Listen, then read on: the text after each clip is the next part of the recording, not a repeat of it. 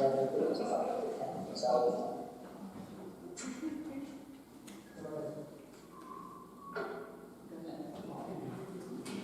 has a copy of the parsonage review, and I put down there, shoulda, woulda, coulda. If everybody knows what that means. There's an issue with the bathrooms in the parsonage, and it's been an issue for what I would call over 11 years. And we got an estimated unseen cost to remodel the bathrooms at roughly $20,000 a piece without, I want to say this, unseen doesn't mean if the person gets in there and could find more problems than what $20,000 would cover. So it's just a bare bones replacement. Other upgrades are needed. The furnace is going to need replaced. Kitchen upgrade cabinets, dishwasher, plumbing, electrical. Repair plaster around all the windows. Carpet will need to be cleaned or replaced. The inside requires cleaning and painting. The outside requires cleaning and painting. Removal of 2 trees and shrubs around the building. I put down our cost of $100,000, which is really a low ball figure. But it's just an idea that it's not going to be a cheap or a easy fix to do this. Okay, now that's the parsonage. Now to go on with that, I contacted the Senate just to find out what the cost is required. I should say cost. What the Senate requires allocation for housing allowance to a minister. And the housing allowance is roughly $20,000 a year, and that would be an increase of plus 3% a year for cost of living. So like next year would be close to $21,000. Now the only reason I bring this up is it's a fixed cost, no matter what pastor we would give, whether he would take the parsonage or not take the parsonage, it's going to be still $21,000 plus 3% every year. So, excuse me, Doug. If they live in the parsonage, you don't have to pay that. No, but what I'm trying to say is to get the parsonage up to grade, we're going to have to spend over $100,000. Because if you want to move me, a pastor could look and say, well, I don't want to live in the parsonage, I want to live in this condominium down the road here in the 7th field, and it's only going to cost me X amount of money. Okay, so the pastor does that, and we're still liable for the parsonage. So, you know, there's a choice that the pastor makes, whether he wants to stay in the parsonage or whether he wants to rent, or like Pastor Zimmerman has his own home up in Zuniga. That's negotiated under contract when we get under Pastor Zimmerman's contract, or if we got a new minister, that would be a negotiable thing that we have to discuss and approve by the congregation. What else is that in here?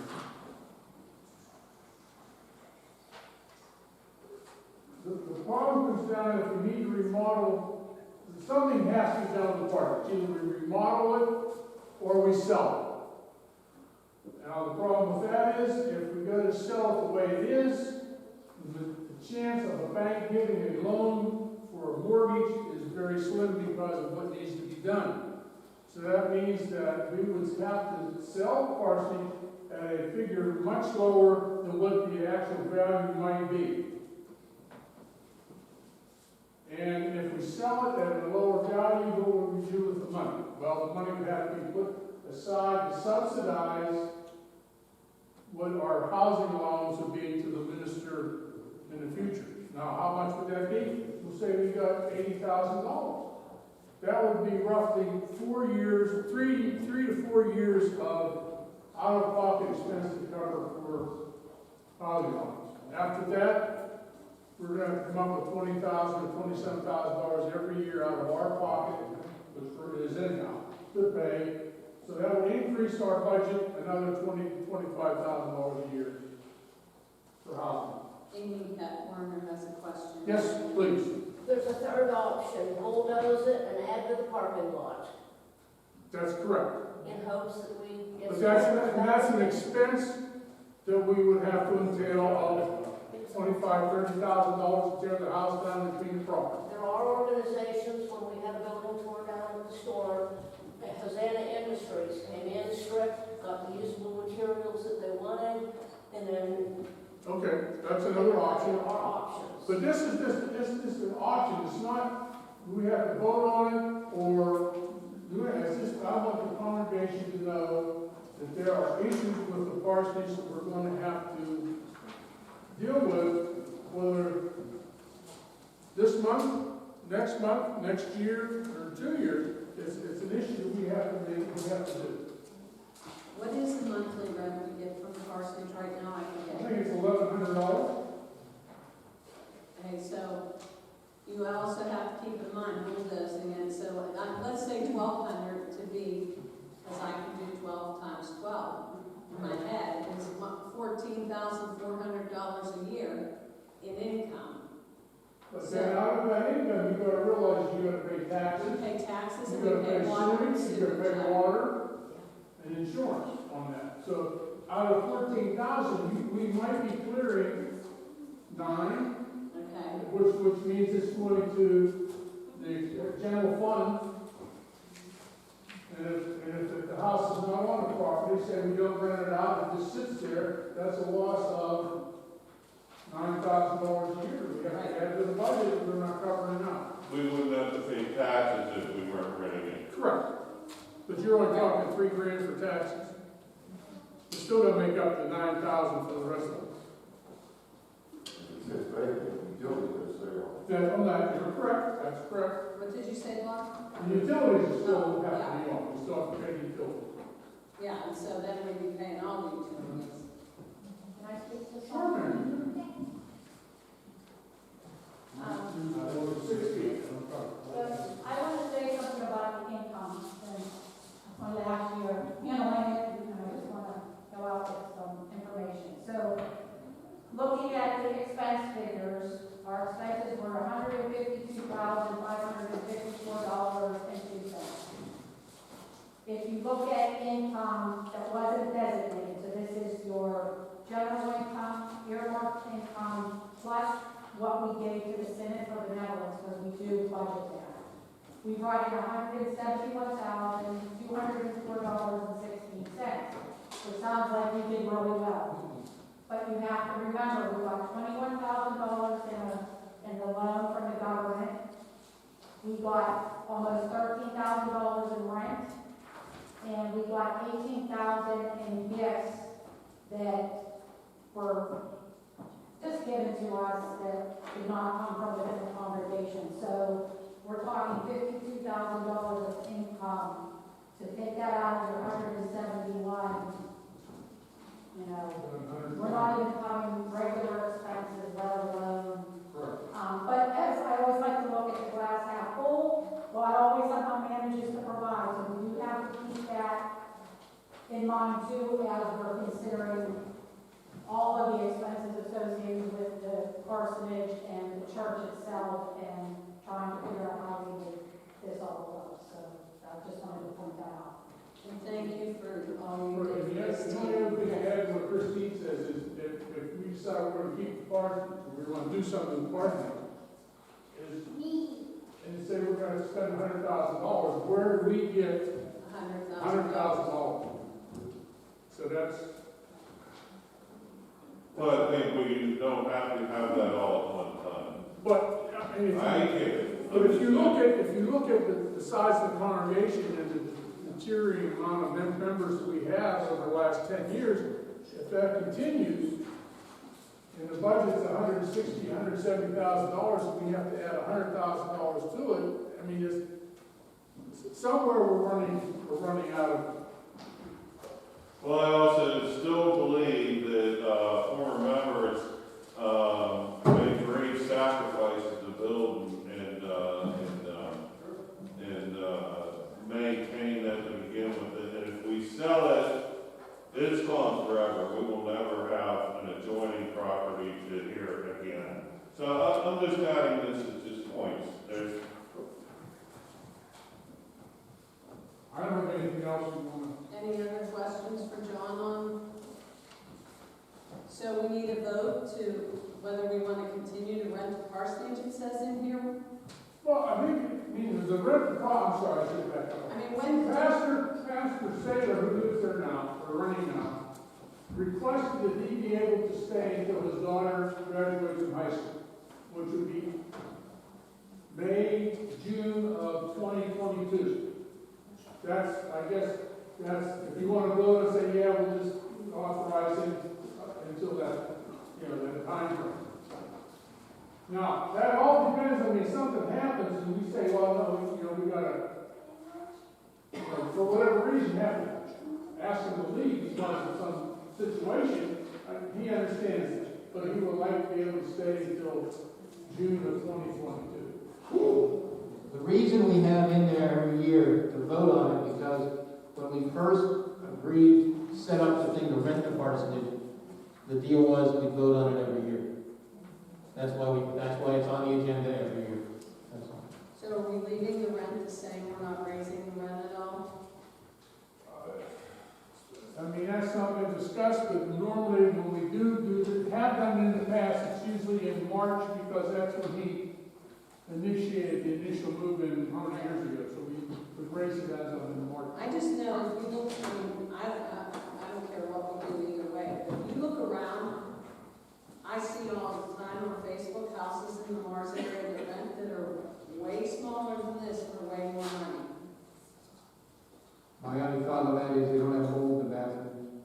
Bob? I was going to say, that house, the parsonage is in bad shape. It is. Mold in the bathroom, I don't know how Pastor Saylor is going to put up with it. It's terrible. I mean, the whole place needs renovated. And I don't think raising the rent is fair, being in the shape that's left over. I agree also. I also think it's also partly a ministry of us that helps support another I'm pastor. fine with that. I mean, We don't have to vote on that raising the rent right now. so somebody want to make a motion to continue running the parsonage, Christine? Yes, I would like to make a motion that we continue to rent the parsonage to Pastor Saylor and his family through at least June of 2022 without a rent increase. Somebody want to second that? Bob? All in favor? Aye. Opposed? Motion carried. Next is discussion of 1 or 2 worship services. Cindy?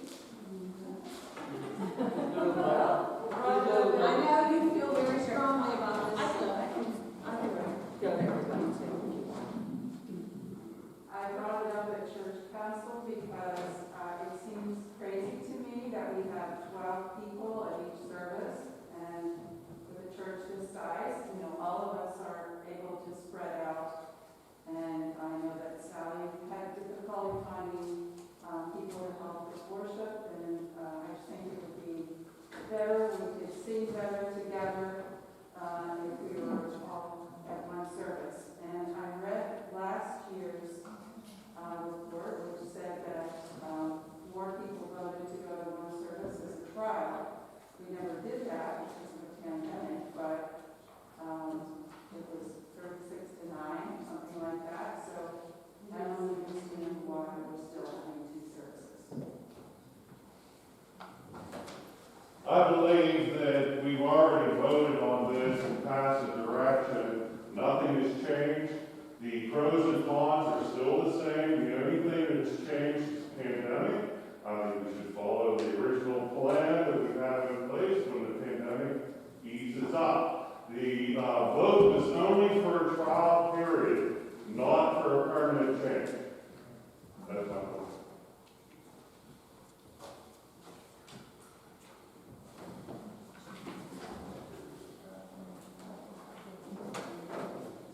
Any other discussion?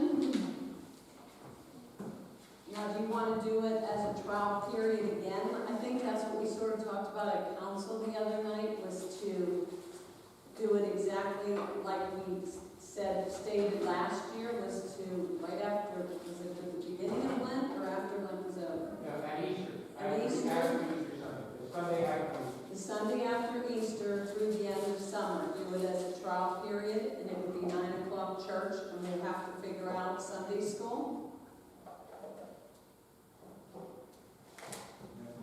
$100 and say 10 o'clock.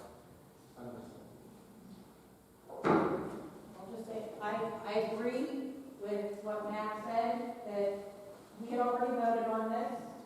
Unfortunately, we weren't able to do it because of the pandemic, so I don't see that there should be any issue with doing it this year, because we've already voted on it, so I would think that it would be the thing to do, it's the right thing to do. Should we make a motion, somebody make a motion on that? Bob, Deshawn made a motion. No, I didn't make a motion. Oh, okay, sorry. Being with the pandemic the way it is, we should go to one service now. Because bringing 12 people in, 8 people in, is ridiculous. They have a building going for that. We go to one service now, as, well, can't even say 12, but we're in the pandemic. We don't know what's gonna happen on the road. How long is it gonna last? So, we might as well go to one service now and get it done with, and go from there. Use this as our trial period. I would agree with that. That makes sense. Just accelerate the trial period to start now instead of Easter. I'd be fine with that. Katie, did you want to say something? What's that going to do to our Sunday school program? These are people that aren't coming to Sunday school though. Sunday school is 9:15 to 10:15. When are you going to have Sunday school? Katie's question was, what are we gonna do about Sunday school? Because Sunday school is 9:15 to 10:15, and then we have 10:30 church. So if we do it, and Just do it that way for Sunday school purposes. Stay with the 10:31 service. Until Sunday school's over, then we go from there as to how many other solutions do it. I know people like to come early, some people like to come late. And some We people all work, got to sacrifice here. but some people work too. Can we do 10? 10 what? A 10 o'clock, no, a 10 o'clock service and a 9 o'clock Sunday school? Amy? The 4 families that make up our Sunday school are all represented today. Kramers, Cardinals, Knopfs, and Nicholas's, so I think they need to be the ones that get some input. Because they're 4 families that make up Sunday school.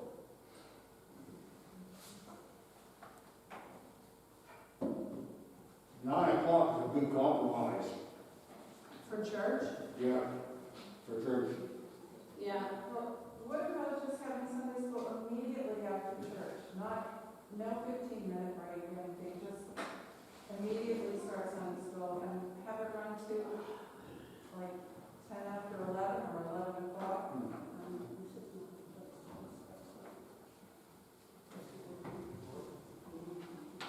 What's the matter with the 9 o'clock service and then having Sunday school right after? Yeah, that's what she just said. I heard 11 o'clock. Until 10 till 11, from 10 o'clock till 11 o'clock. But again, like Amy said, so that means, is that going to work for the kids that come to Sunday school? Or is it going to keep kids from coming to Sunday school? That's the key. Well, it works for us, but I'm only speaking for me, the Cardinals. Because we go to second service, so we just be flipping. Right, it's for the people that go to, I know Kate Nicholas's go to the early service all the time. Katie? If we have church at 9 and Sunday school right at 10, that would be better than later. And like you said, this church is over, the kids go straight to the front pew and Daisy's ready to go.